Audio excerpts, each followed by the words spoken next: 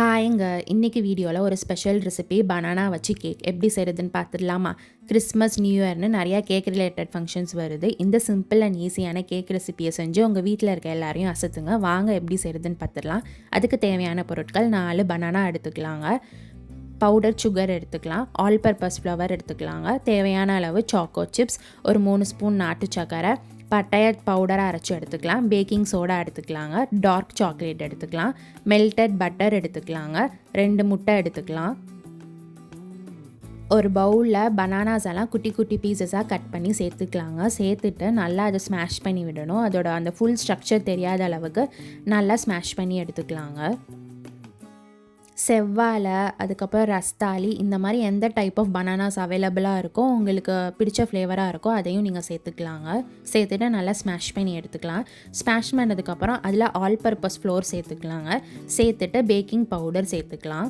சேர்த்துட்டு அதுக்கப்புறம் இதுக்கு தேவையான அளவு பவுடர் சுகர் சேர்த்துக்கலாங்க. நான் ஜீனியை நல்லா மிக்சியில் பவுடர் பண்ணி சேர்த்துக்கிறேன்.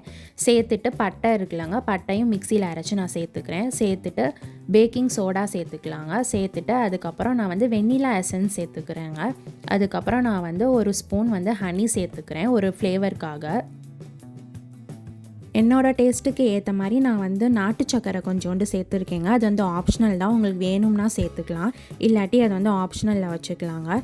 அதுக்கப்புறம் நீங்கள் எடுத்துருக்க பனானாவோட டைப், அதோட நம்பர்ஸை பொறுத்து நீங்கள் சுகர் குவான்டிட்டியை அட்ஜஸ்ட் பண்ணிக்கலாம்.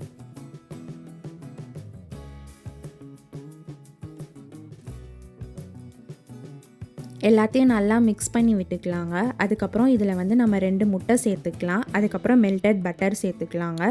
சேர்த்துட்டு இதையும் நம்ம நல்லா ஸ்மாஷ் பண்ணி எடுத்துக்க போகிறோம். நல்லா கலந்து விட்டுக்கணுங்க. நீங்கள் பீட்டர் இருந்தால் அது கூட யூஸ் பண்ணிக்கலாம். நம்ம சேர்த்துருக்க எல்லா இன்க்ரீடியன்ஸும் நல்லா அந்த பனானா கூட கலந்து வரணுங்க. இல்லாட்டி நம்ம பேக் பண்ணி எடுக்கும் போது அது ஒரு கேக் ஸ்ட்ரக்சரில் வராமல் ஒரு மாதிரி தரலாக இருக்கும். ஸோ அதனால் நல்லா எவ்வளோ தூரம் ஸ்மாஷ் பண்ணிக்க முடியுமோ அவ்வளோ தூரம் ஸ்மாஷ் பண்ணி எடுத்துக்கலாம். அதுக்கப்புறம் என்னோடய ஃப்ளேவருக்காக டார்க் சாக்லேட் சேர்த்துக்கிறேங்க. அதுக்கப்புறம் சாக்லேட் சிப்ஸ் சேர்த்துக்கலாம். இதுதான் சேர்க்கணும்னு இல்லை, நீங்கள் உங்களுக்கு விருப்பப்பட்டால் நீங்கள் நட்ஸு கூட சேர்த்துக்கலாங்க. சேர்த்துட்டு எல்லாத்தையும் நல்லா கலந்து விட்டுக்கலாம்.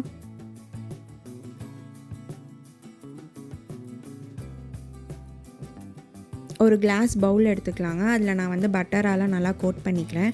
உங்கள்கிட்ட பார்ச்மெண்ட் பேப்பர் இருந்தால் அதை அந்த பவுலில் வச்சு அதை கூட பட்டரால் கோட் பண்ணிக்கலாம். கோட் பண்ணதுக்கப்புறம் நம்ம ரெடி பண்ணி வச்சுருக்க பனானா பேட்டரை சேர்த்துக்கலாங்க.